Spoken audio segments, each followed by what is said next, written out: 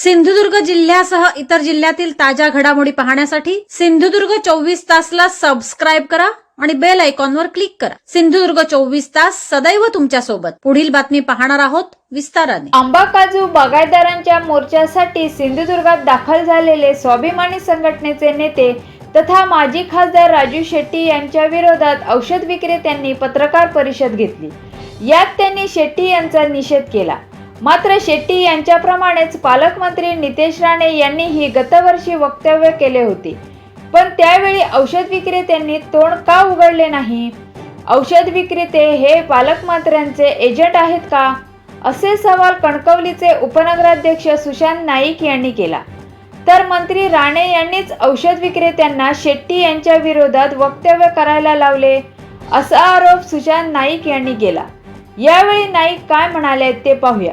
विक्रेत्यांची एक प्रेस आम्ही या ठिकाणी बघितली।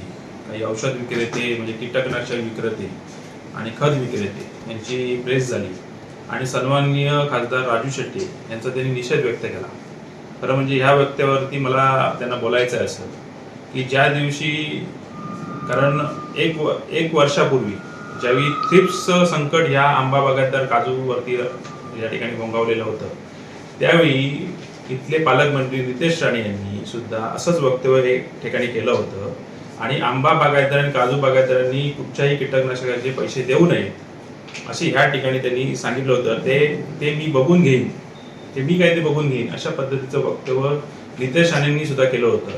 पण त्यावेळी मात्र ह्यांचं तोंड उघडलं नाही।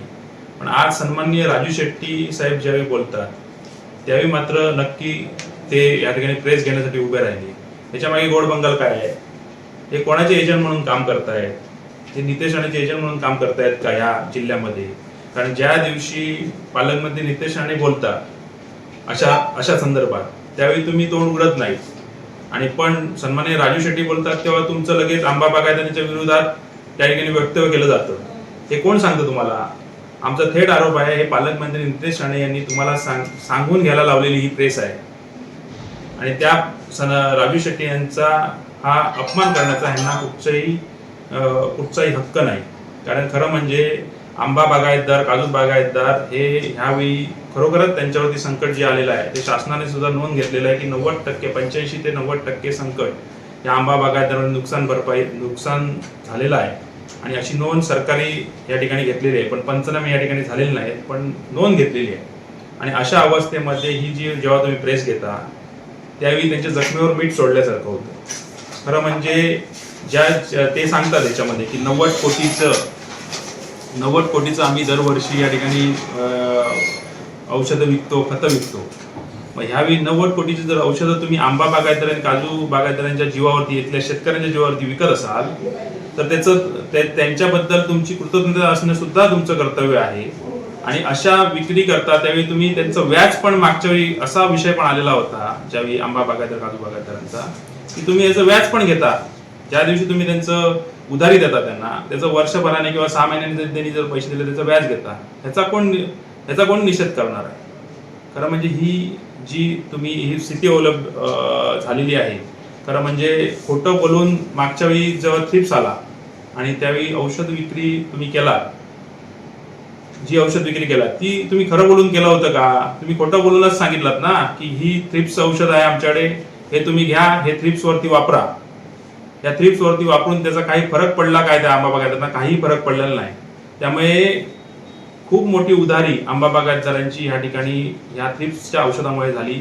त्यावेळी जर तुम्ही खरं बोलून सांगितलं असतं की ह्या आमच्या थ्रिप्स वरती आमचं कुठचंही औषध आलेलं नाही आणि जर तुम्ही असं सांगितलं असतं तर आंबा बागायतदारांनी ते औषध घेतलं नसतं आणि त्यांचं हे नुकसान जे झालेलं आहे ते न भरून येणारं नुकसान कधी झालं नसतं आणि ते तुमच्या बाजूने राहिले असते।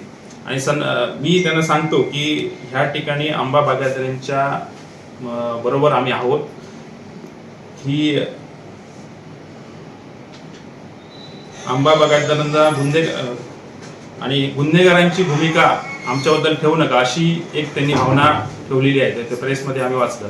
आंबा बागायतदारांबद्दल सुद्धा तुम्ही गुन्हेगारांची भूमिका अशी ठेवू नका। आम्ही त्यांच्याबरोबर आहोत आणि आम्ही त्यांच्या पाठीशी राहू कोणाच्या सांगण्यावरनं तुम्ही जर प्रेस घेत असाल, कोणाच्या सांगण्यावरनं तुम्ही जर हे अशा पद्धतीचं वक्तव्य निषेध करत असाल, तर आम्ही तुमचा पण निषेध करतो. आम्ही आंबा बागायतदार, काजू बागायतदार या शेतकऱ्यांच्या पाठीशी सिंधुदुर्गातल्या राहू आणि त्या पद्धतीचा निषेध आम्ही या ठिकाणी व्यक्त करत आहोत. साहेब, राजू शेट्टी यांनी या आंदोलनादरम्यान तुमचं आमचं मिटलं, देणं घेणं फिटलं असं एक वक्तव्य केलं आहे औषध विक्र्यांसंदर्भात. काय सांगा त्याबद्दल? औषध विक्रेत्यांसंदर्भात हे बघा, काय माहिती आहे की मागच्या वर्षी सुद्धा ह्याच प्रकारचं वक्तव्य पालकमंत्री नितेश राणेंनी केलं होतं की कुठच्याही प्रकारची औषधाची, थ्रिप्सची औषधं जी दिली गेली होती आंबा बागायतदारांना, त्याची कुठच्याही प्रकारची औषधाचे पैसे देऊ नका असं नितेश राणेंनी वक्तव्य केलं होतं. त्यावेळी हे झोपले होते का, हा खरा म्हणजे प्रश्न आहे. त्यावेळी त्यांनी प्रेस का नाही घेतली उठून? म्हणजे तू काय करा, तुम्ही मारल्यासारखं करा आणि मी रडल्यासारखं करतो, अशा पद्धतीची भूमिका यावेळी औषध विक्रेत्यांनी घेतलेली आहे आणि पालकमंत्र्यांनी सुद्धा घेतलेली आहे. हे औषध विक्रेते कोणाचे आहेत? हे कोणाचे एजंट म्हणून काम करतायत? हे पालकमंत्र्यांचे एजंट म्हणून काम करतायत का? हा खरा म्हणजे प्रश्न आहे. त्यामुळे अशा पद्धतीचं वक्तव्य त्यांनी करू नये. ज्यांच्यामुळे तुमचा धंदा चालू आहे त्यांच्याबरोबर तुम्ही राहावं, त्या शेतकऱ्यांबरोबर तुम्ही राहावं. आम्ही खत विक्रीचं पण मागच्या वेळी खताची जो बोगस खत विक्री केली त्याच्याबद्दल सुद्धा आवाज उठवला होता आणि आम्ही बोगस खत विक्रेत्यांना धरून त्यावेळी आम्ही त्यांना, शेतकऱ्यांना पैसे पण पाठी द्यायला लावले होते. मग अशा वेळी तुम्ही का बोलत नाही?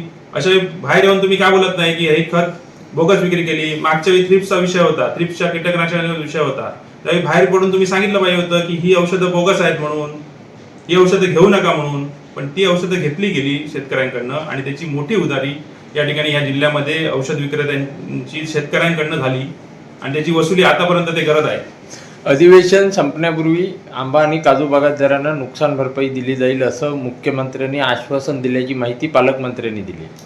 आश्वासन दिलेलं आहे. येत्या 23 तारीखपर्यंत आंबा बागायतदार, शेती बागायतदार किंवा आम्ही हे सगळे त्या ठिकाणी लक्ष ठेवून आहोत.